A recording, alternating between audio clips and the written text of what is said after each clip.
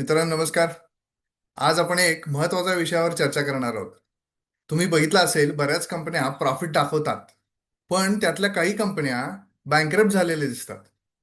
असं का होत असेल, ह्याची काही कारणं जी आहेत, ती महत्वाची कारणं आपण आज डिस्कस करणार आहोत. तर चला, तर आपण आपलं प्रेझेंटेशन मी ओपन करतोय आणि त्याच्यावर आपण बोलूया. प्रॉफिटेबल बिझनेसेस गो बँकरप्ट.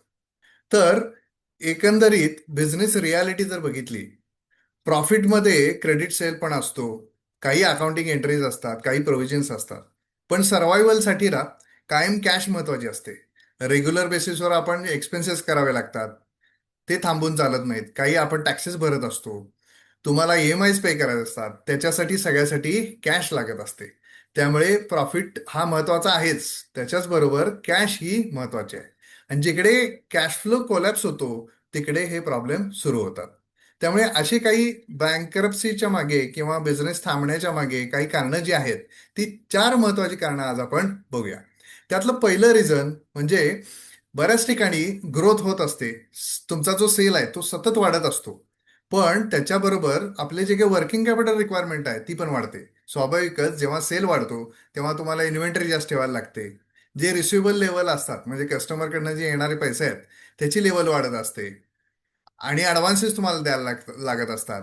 बिझनेस वाढतो तेव्हा स्वाभाविकच काही तुम्हाला समजा स्टाफ वाढवला, तुम्ही काही इन्फ्रास्ट्रक्चर वाढवलं, ह्याचे जे काही गरजेच्या गोष्टी आहेत त्याच्यामुळे पैसे आपल्याला जास्ती लागतात. मग आपल्याला हे किती पैसे लागणार आहेत ह्याचं अँटिसिपेशन किंवा कॅल्क्युलेशन हे न करता जेव्हा आपली ग्रोथवर आपण पाथवर जातो, त्यावेळेला कॅश क्रंच यायला चालू होतो आणि स्लोडाऊन होते. सायकल जे काही रोटेशन्स असतात ते स्लो झाल्यामुळं आपल्याला महत्वाचा फटका पुढे जाऊन बसू शकतो.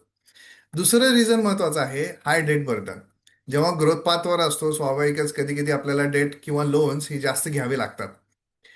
मित्रांनो बघा, जेव्हा आपण लोन रिपेमेंट करतो, लोन रिपेमेंटमध्ये कायम दोन भाग असतात. एक असतं इंटरेस्ट आणि दुसरं असतं प्रिन्सिपल, म्हणजे आपण त्याला मुद्दल म्हणतो. इंटरेस्ट जो पोर्शन आहे तो आपण एक्सपेन्स म्हणतो, ते तुमच्या बिझनेस एक्सपेन्सेस मध्ये गोष्टी कव्हर होतात.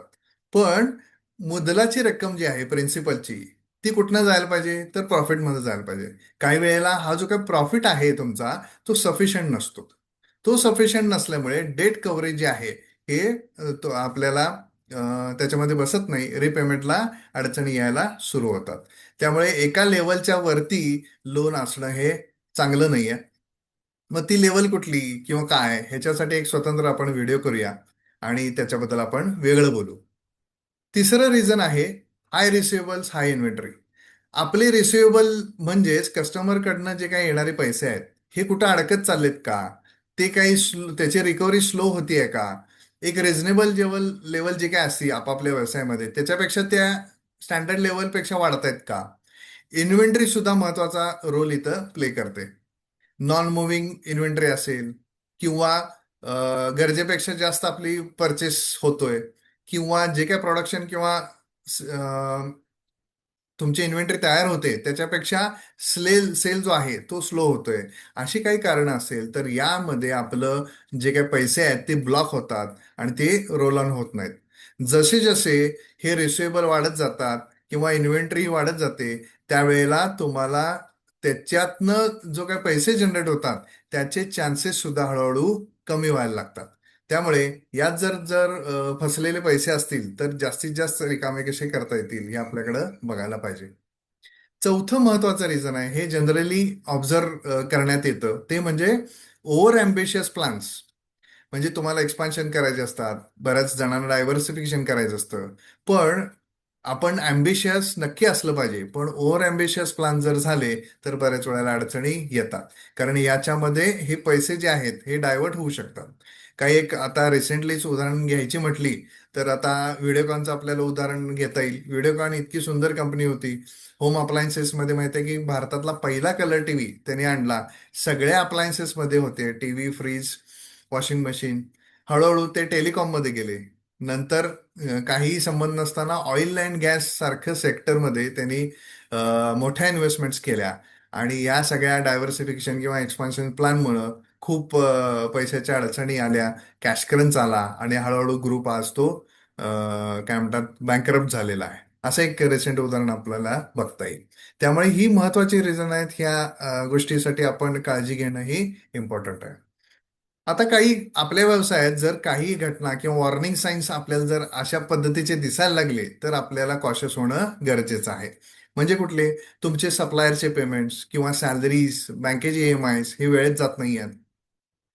बऱ्याच वेळेला सप्लायरचे आपण फार फोन कॉल्स आपल्याला हँडल करायला लागतात. अशी जर स्थिती असेल तर. दुसरं काय? सेल वाढतोय पण तरी सुद्धा आपल्याला एक प्रकारचा स्ट्रेस आहे.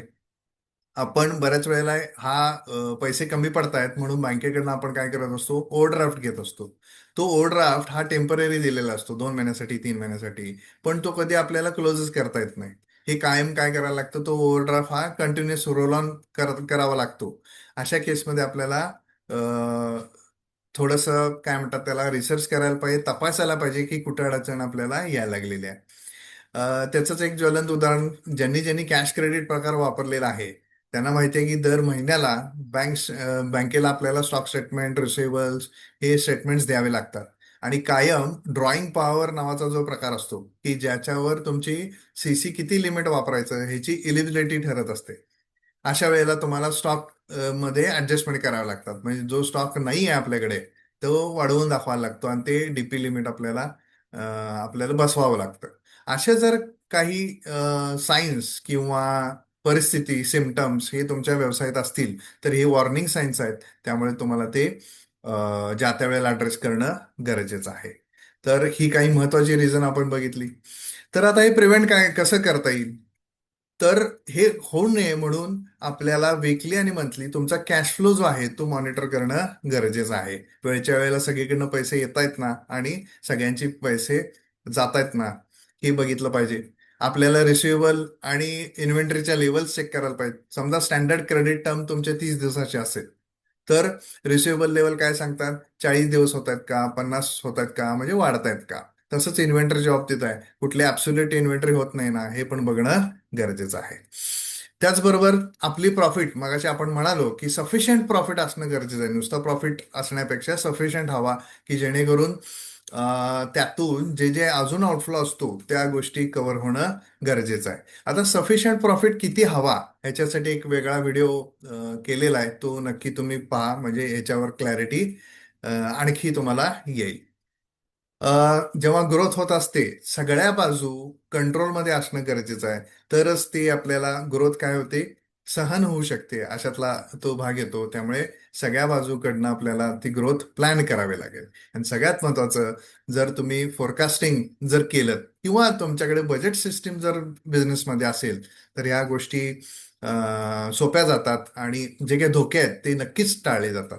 आता एक फोरकास्टिंग किंवा बजेटिंग नक्की कसं करायचं, आपण वाटल्यास याच्यावर नेक्स्ट व्हिडिओ आपण याच्यावरच करूया की बजेटिंग कसं करावं.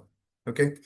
तर ही सगळी साधारण रिझन्स होते. त्याला काय प्रिव्हेंट करावं लागेल हे आपण आता बघितलं.